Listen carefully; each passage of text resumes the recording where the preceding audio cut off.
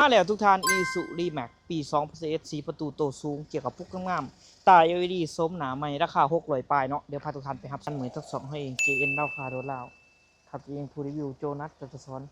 เมื่อนี้มีรถคำว่าใหม่เด้อเป็นอีสุรีแม็ก4ประตูโตสูงปี2021สีขาวหมกงามๆเนาะมีกล่องมีจอครบเอกสารครบสดผ่อนเทิร์นได้เป็นเดือนเป็นปีได้สบายเนาะราคาเต็มคันนี้ถืออยู่658ล้านกีบเด้อหรือว่าเป็นเงินบาทถืออยู่950,000 บาทเนาะวงรถจริงก็สามารถโอ้ร่มกันได้ต่อรองกันได้รถอยู่ปากเซ่เนาะรถอยู่บ้านคันเกิงเด้อรถจริงเราเองเนาะมาเบิ่งตัวจริงได้เจ้า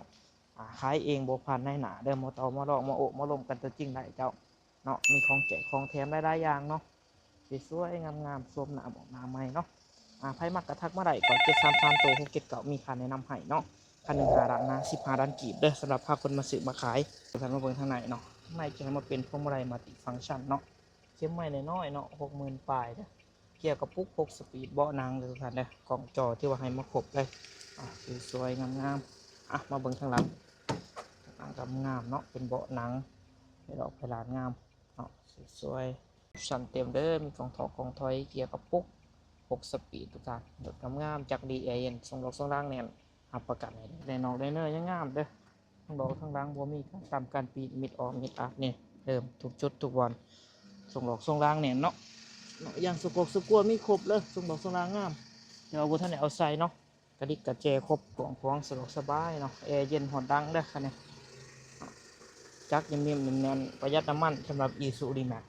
ออปชั่นก็จะว่าให้มาเต็มเบาะนี่ก็นุ่มแน่นๆเลยเบาะหนังเนาะ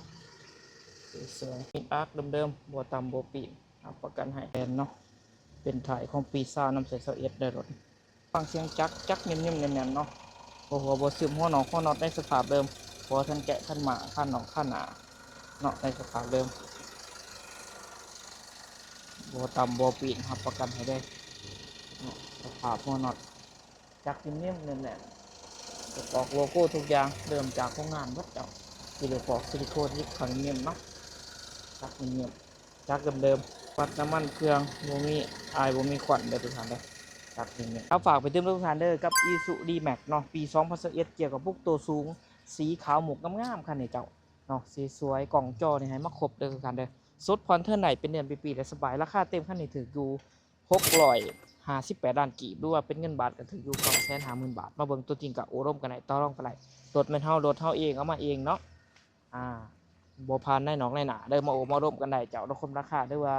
ถ้าคนมาซื้อมาขายมีค่าแนะนำให้คันหนึ่ง5ล้าน55ล้านกีบเนาะมาเบิ่งตัวจริงตื้มเนาะโอมาร่วมกันได้โดยจุดปากเซ่ทุกท่านมาเบิ่งตัวจริงเด้อทุกท่านเด้อเนาะฝากไปติดตามทุกท่านเด้อกับ 2GN ราคาโดดเดาเนาะโทรกันทุกครั้ง9733ตัวโคเก็ตเก่าครับจริงโจนัสตันสอดขอขอบคุณทุกท่านในรายเจอกัน